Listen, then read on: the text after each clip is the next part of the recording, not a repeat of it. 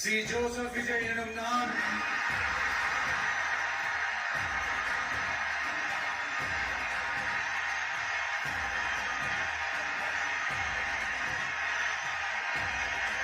சட்டப்படி அமைக்கப்பெற்ற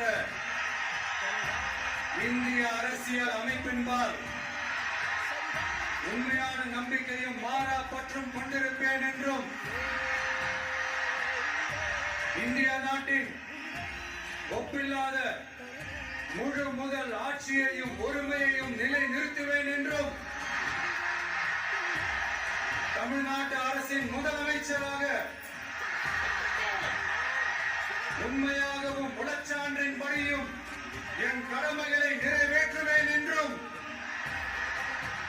அரசியல் அமைப்பிற்கும் சட்டத்திற்கும் இணங்க அச்சமும் ஒருதலை சார்பும் இன்றி